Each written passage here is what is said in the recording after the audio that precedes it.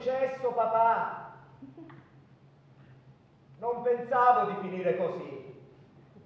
Non pensavo proprio di finire così. Ma stamattina, papà, mi sono trovato così. Mi sono di colpo trovato così.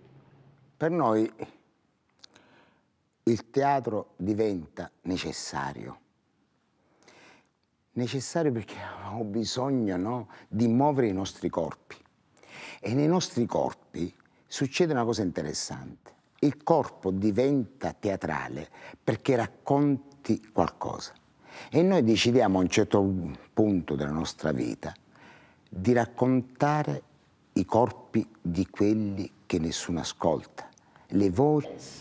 Ho dovuto cercare la carta igienica nel cesso, con gli attacchi di colite, con i forti mal di pancia, sudando freddo. E cosa ha fatto in quei casi, Duca? Ho bestemmiato.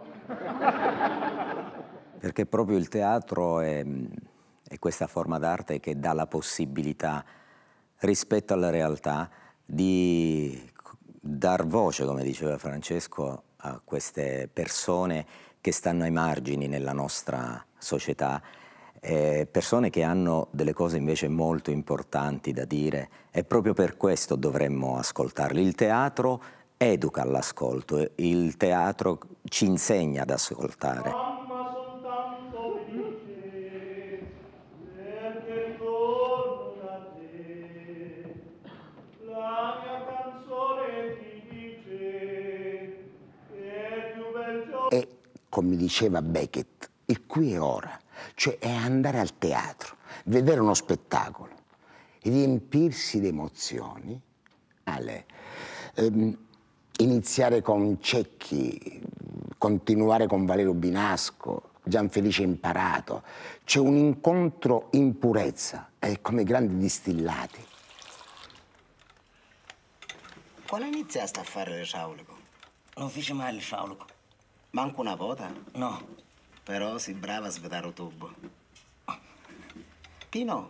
Il cinema, appunto, per noi è nato così come con il teatro, per una necessità, ecco, per una necessità di fare un film. E questa necessità, secondo me, noi non dobbiamo mai perderla. L'arte in genere bisogna farla quando c'è un vero bisogno, c'è una vera necessità. Se dobbiamo farla solo tanto per farla per routine è meglio smettere e fermarsi.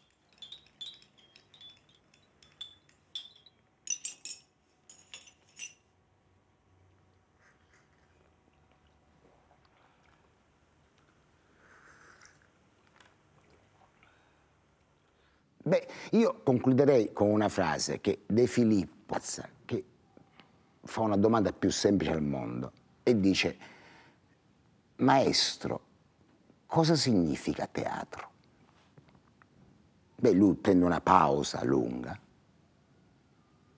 e dice: il teatro significa vivere sul serio quello che gli altri nella vita recitano male. Dimmi quale ti piace. Mi piacciono tutte. Dimmi quale ti piace più sai. Pino, avete la bionda seduta sopra un muretto? Sì.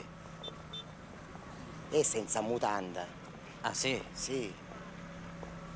Ma Isutta non è bionda. Ma com'è? È un paradiso.